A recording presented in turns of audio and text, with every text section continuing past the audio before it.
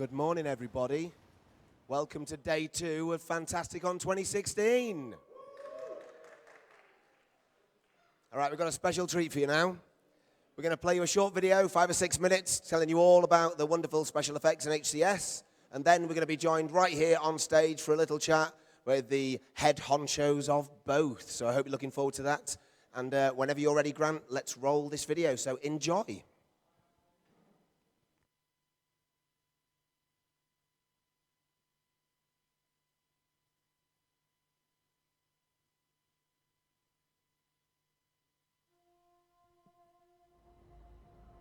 I now have some information for you. Shh. You have some uninvited guests on the ship. They boarded when you last docked. When I say boarded, what I mean is they hacked the ship's systems to gain illegal entry into the hold. They have also managed to have the ship's sensors ignore their presence, which is why you are oblivious of them. I'll patch you through to their location on board. Take a listen.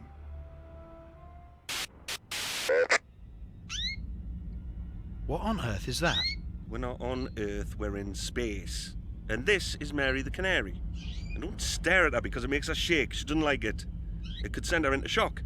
It's not pretty if I have to do mouth to mouth. Almost lost you once, didn't I, Mary? I see. You clearly care for her. How old is she? I don't care for her. It's a bird. Purely to keep me alive. She's just part of my toolkit. Anyway, it's rude to ask a lady her age. Mary's not a pet then? No, she isn't a pet. But you seem very protective of her. You love Mary, don't you? Aww. No, I do not love this canary, you muppet. Mind your own business. And stop staring at Mary, or I'll cage you. If you don't care about that canary, why did you give it a name? Is it because deep down you've got feelings for Mary? Oh, feelings, yeah, all right. Do you have feelings for your jaw? Do you like being able to chew food properly? Because that will change if you carry on, pal. Now, fellas. Let's put Mary somewhere quiet, shall we? And later, I'll read us all a story. These stowaways could be a problem. They are the least of your worries, I'm afraid. It seems that just by coincidence, or plain old bad luck, you have gained some additional cargo. A survival pod. Its occupant, unconscious, in stasis. It's currently registered and disguised as a shipment of tea. All very sinister. Our uninvited guests aren't the ones responsible for bringing the life pod aboard. They are completely unaware of it. However, these stowaways have already been through some of your cargo. I wager they'll soon discover the life pod. I don't like it. Who do you believe is behind all this? I believe a victim, an innocent party, kidnapped and placed into stasis, then hidden away on your ship. Who is in the life pod? I've heard rumors about a band of pirates, led by an out-of-control and quite ruthless crime lord. People trafficking is their usual trade. There's little information about the pirates, their leader, or their identity. They have a habit of targeting high-value individuals and kidnapping them. I believe your ship was chosen because they need a good hiding place for their latest victim. Yeah, well, what makes me so special? You are always on the move, which will suit their requirements, and you're quite commonplace, I'd say. A little boring, forgettable to most, including the authorities. Friendless, too, probably. No offense. You're the perfect choice. And simply a means to an end, as far as they are concerned. Am I in any danger? Of course you are. The life pod on this ship will have undoubtedly been fitted with tracking devices. When the time comes, these merciless pirates will find you. You will be faced with a demand for your cargo in return for your life. And even if you do comply, alas, to them, you're just a loose end, worthless, and you'll be dispatched, and nobody will miss you. Once you've given them what they want, they'll come aboard, smiling. And while you escort them to the airlock, they'll ask you very nicely if you have any final words before you endure the very last moments of your life, floating around outside in absolute zero. Absolute zero, the temperature at which the motion of all atoms and molecules stops. Silence, Verity. What do you think I should do? My advice, ride it out and see how it goes for now. Keep your distance from our new guests. Harmless travelers from what I can see. Let them go about their business. When something happens, I'll be close by. For now, just observe and listen out. You can be patched through and listen to them with the following commands. Patch me through to the hold. What's going on in the hold?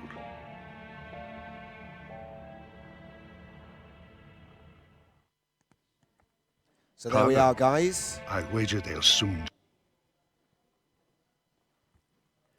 Pretty awesome. What you saw there was an exclusive first look at the Echoes from the Hold charity voice pack by HCS Voice Packs. Now, we put this all together. Loads of us flew down to the studios. It's all on this guy, and every penny from these voice packs are going straight to special effects. So a huge round of applause for that, please.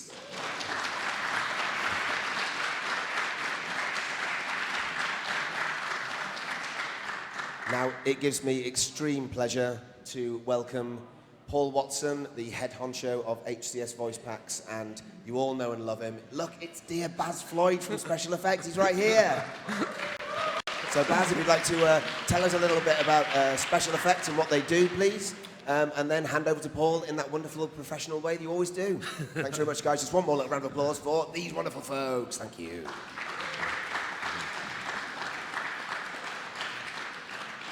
Okay, so I think most of you know now what Special Effect do, but for those that don't, we're a charity that helps people with disabilities to communicate, play video games, create art and music, and we do that by adapting hardware and software.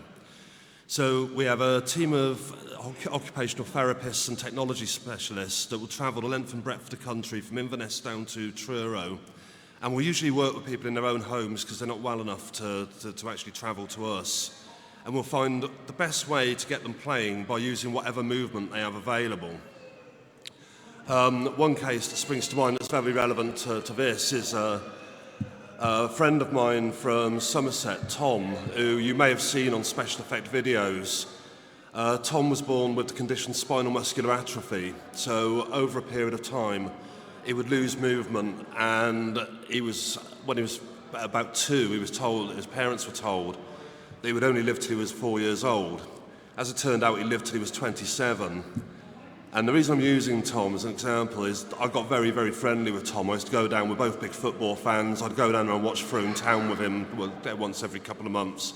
Terrible football, but he was great company, so all worthwhile. Now, Tom was a massive Battlefield and FIFA fan. He loved FIFA, and a few weeks before we went down to Tunbridge Wells to record the Echoes from the Hold, I was chatting to him, and a couple of things sprang to mind that stuck out in my mind. As he said, Baz, the great thing, since Special Effects started working with me 3 years ago, when I go online, I'm not Tom with a disability anymore. I'm just Tom. I'm playing the same as everybody else. And bearing in mind, towards the end, Tom's disability was really, really severe. I mean, he was using a combination of switch buttons and eye control. And we were going out to see him once every 3 months, at least. So we knew his condition was getting worse.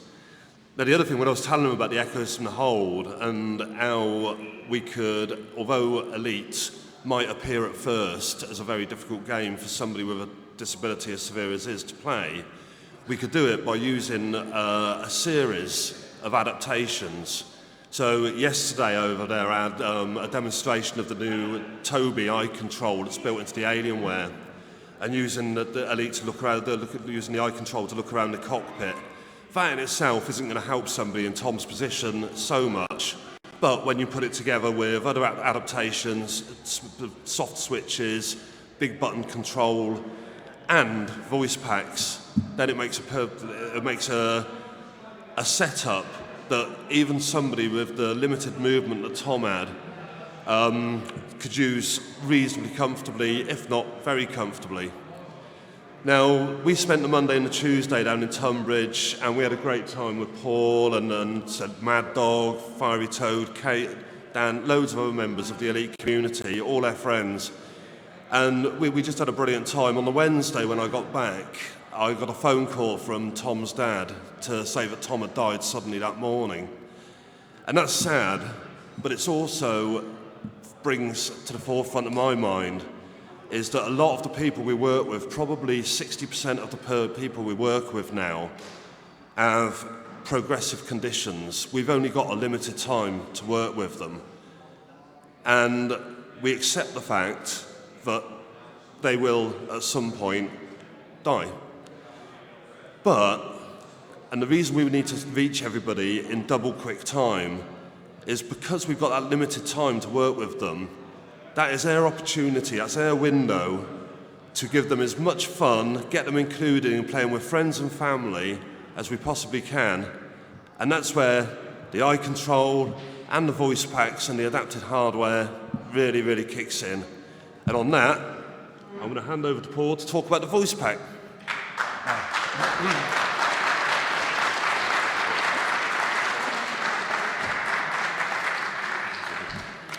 I'm not going to talk too much about the voice packs. I'd rather be speaking about really what we're going to do in terms of Echoes from the Hold to raise some money for special effect. A lot of people gave their precious time up that weekend and travelled from a long way, from here all the way down to Kent. When they turned up, some of us are familiar with each other, but the thing that we all had in common was venues, is venues like this, which is, I was here last year and I met Barry and a couple of others, and Barry said to me, look, I know about Voice Attack, is there anything you can do with Voice Attack, anything more? And we've done a fair bit since last year to make sure it's much more flexible than it was last year. But Barry also said, what else can you do? Perhaps we can. I said, well, I'll probably do something next year when I'm busy and finished with some of the big actors that we've done. And now we've got to a point where we met down in Kent and did Echoes from the Hold, which was just a complete mess, really. It's totally amateur, but it's a great deal of fun, and none of us are prolific actors or anything, so. But it's fun. It's a group of stowaways. You say, patch me through to the Hold. Voice Attack will respond, and you get little short snippets of that lot being idiots. I wasn't in it actually, so. But it's great fun. There's a behind-the-scenes video. We'll just it's only about a minute long, but if we can just have a look at the behind-the-scenes video. Music from Hugh Mann, by the way.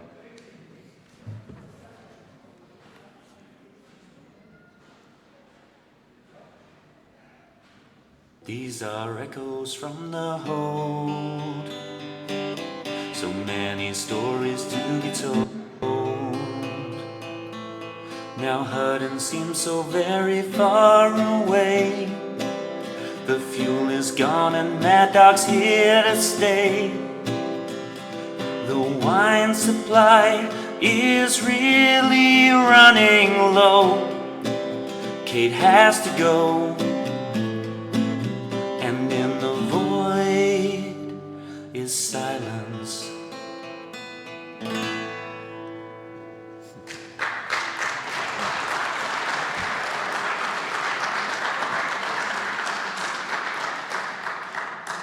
Yeah, so there was 10 of them turned up. So it's Barry, Hugh Mann, Kate Russell, Drew Wager, Dan Grubb, Fiery Toad, Mad Dog, and Nocti. And Obsidian Ant as well. He's not here, but I forget about him for now. He's not here. But the thing is, all those guys did. We arranged it all, and then it came to about 2 weeks before getting it recorded, and hardly any of it was written. So everybody stepped up. So everything that's in Echoes from the Hold is written by those guys. Everyone had a shout at doing a bit of direction and producing and all the rest of it. So. It's a group effort. I didn't produce this. These guys that stepped forward and gave up their time produced all of this, and it's great. So we can blame them as well. That's but there's some Frontier have stepped up as well, and they're fully supporting this. And there are some surprises in Echoes from the Hold. We've got about a dozen sneak preview scenes going out on Tuesday or Wednesday in the coming week. And then the Echoes from the Hold, the product, will be launched closer to Christmas. Once we get that released, it will be built upon, so there'll be more and more going in it over the coming over 2017, so we'll be putting some more in it. Not just us, but other members from the community that produce audio and the other stuff that you know of from the radio shows and that sort of thing. But yeah. Your turn, Barry. That's absolutely wonderful, guys. Thank you very much indeed. Okay, let's have a massive round of applause for the awesome Baz Floyd and Paul Watson, please. Dan, can I just take this one very quick opportunity? If I could just take one very, very quick opportunity to say a massive, massive thank you to Michael, Ed, Zach and everybody at Frontier, and to all of you guys, and to all the other commanders that couldn't make it to Fantasticon for all your support of Special Effect. You are the most amazing community. Thank you. And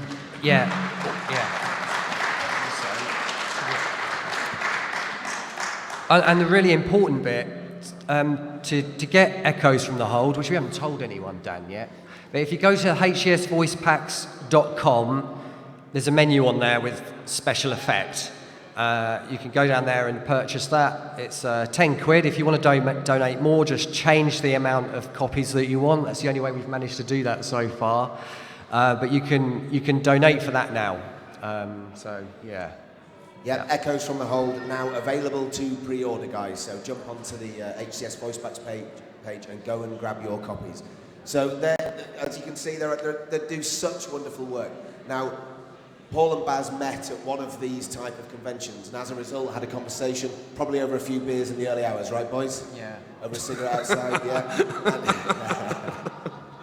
And as a result, all this sort of wonderful stuff happens. Now, as you know, it's all about sponsorship. It's all about people getting on board and coming together to make these sort of events happen. Now, you'll look over there and you'll see huge banners for Dino PC. You'll also see Thrustmaster as well. And I do have an announcement to make. The wonderful Thrustmaster have hooked us up with 10 control systems. It's the new T16000M. This doesn't sound very relevant at the moment, but they're not actually available yet. So these are brand spanking new control systems. They're worth hundreds and hundreds of pounds, and you guys have had the chance to play on them all weekend and will do all day today. However, they have lent us 10 for the event, but they only want 8 back. So we have put one box on top of the special edition box set for the raffle over there. So don't forget, grab your raffle tickets over there. They're £2 each, and you could win a Thrustmaster. And the other one, I am very happy to donate to Baz Floyd for the use of special effects as well. Dan. So thanks very much, guys, and thank you, Thrustmaster. Dan, the other thing that I'd just like to mention in the raffle, there are some signed photos from John Delancey. He's famous for a guy called Q from Star Trek, if you didn't know. We've just done a voice pack for him called Eli. We'll show you that video just as we close out here. It's only a minute long. So those raffle prizes contain photos from John Delancey, Kate Russell, and Blake Seven's Paul Darrow, who played Avon, for those of you that remember Avon. And there's loads of those in the raffle. There's got to be about 25 signed photos in there, so really worth buying a few tickets, and we'll close out with that video if that's all right, Grant. So thank you very much, guys. Let's make that bookstore pretty busy. Go and have a look on top of the piano. There's all sorts of things on there, including, and we're going to see how many chuckers we got in here, a couple of kindly donated from Psycho Cow, 2 Hutton mugs. They're up for grabs, 2 Hutton mugs. Okay, ready for that, Cow?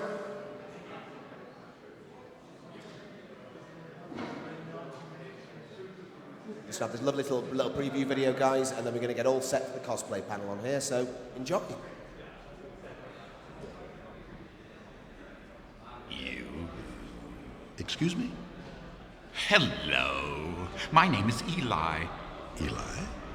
Security clearance verification. Now, please. You don't need my verification. I don't need your verification. I'm not the AI you're looking for. You're not the AI I'm looking for. We can go about our business. You can go about your business. Move along. Disappear. Now. How do you do that? My house. Get out. Orion offline.